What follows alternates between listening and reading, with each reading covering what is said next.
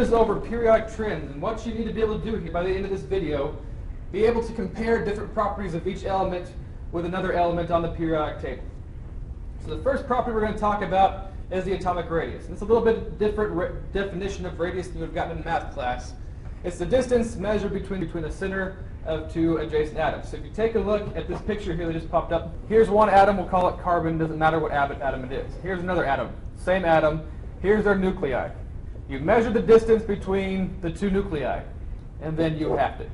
And that part right here is going to be considered your atomic radius. So what's the trend? How do you know which element is larger or smaller than another element? Well, the first thing you can do is memorize this chart. But I would recommend it. If you look at the trend, it's really big down here in the bottom.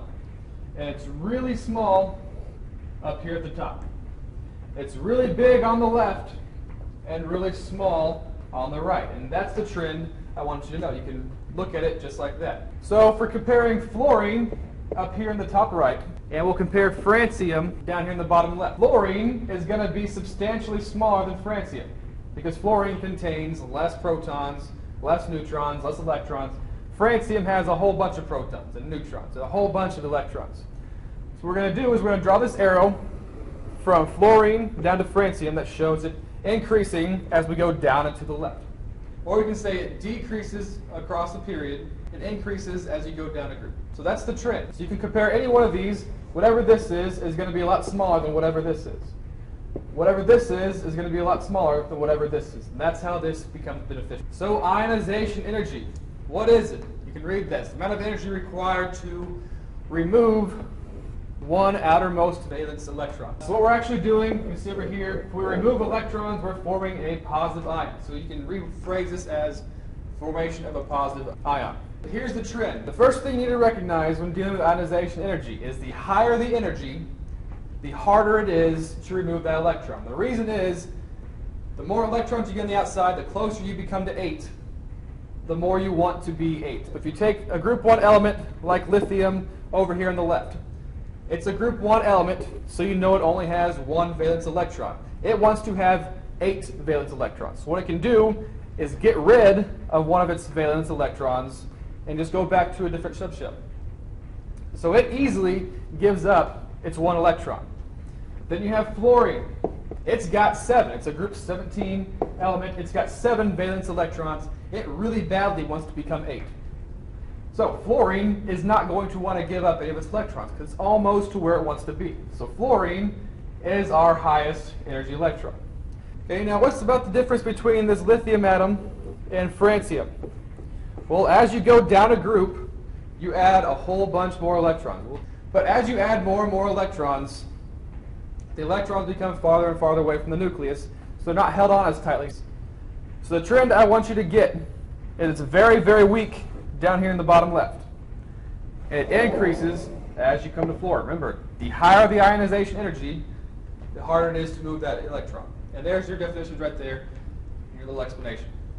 Now, electronegativity, very similar to ionization energy, but it's the attraction of an atom, whereas ionization is the removal of an electron. Electronegativity is going to be the attraction of one. It's the ability to gain another electron. And this has almost the same explanation as ionization energy did. Because it's pretty much the same thing. Now, fluorine, it had high ionization energy because it did not want to give up any of its electrons because it was almost at 8. Now we're talking about gaining electrons. So the higher the electronegativity, the more likely it is to gain an electron. So fluorine's at 7, because it's a group 17 element. It's got 7 electrons. It wants to get to that 8. So we say fluorine has our greatest electronegativity because it's going to suck up that 1 electron.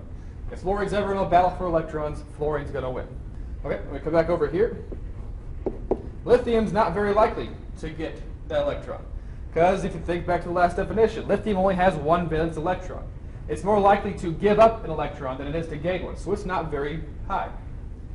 And we can come back down here to francium again. And the valence electrons, once again, are getting farther and further from the nucleus. So as they get further away, they don't react as much. So you have the same trend. It starts small down here at francium and increases up and to the right as you go to fluorine. Okay, ionic radius. this is how big the ion is compared to the neutral atom. This can get kind of weird. What I want you to get from this is the ions form have different sizes than the neutral form. We'll talk about the trend, but it can get kind of complicated. What I really want you to know is that the ionic radius, the trend is it decreases as you go down a group. You can't really go across a period because you're going between metals and nonmetals, and it's going to go up and down. But the other trend I want you to know, if you take a look at this graph over here, you have a positive sodium ion. So sodium ion, so this is sodium with a positive ion. You can see that that radius is slightly smaller because sodium just lost this electron. So we can mark that out. And now, since that electron is gone, you have the same amount of positive charge coming from that proton. So that same amount of positive charge is now distributed over fewer electrons, which means every electron is going to get a stronger pull from the positive charge, and that positive ion is going to become smaller. Now, if we take that same neutral sodium atom and we want to make it a negative ion, if we want to form something like sodium negatively charged, you're going to have to add another proton. And you can't just add it right next to it. What's going to happen is you're going to add it to the same orbital, but to the opposite side. Because these electrons are negatively charged, they're going to repel each other. And then if you think about why the sodium positive cation became smaller, the opposite is true for the negative anion becoming bigger. It's because you added another electric charge, the positive and negative attraction is now spread out over more electrons, so it's going to relax and become a little bit bigger. So, all you need to do now, complete this section labeled as practice, and you're going to have questions, but you're going to get a lot of work on this in class, so don't freak out if you're not quite getting it immediately.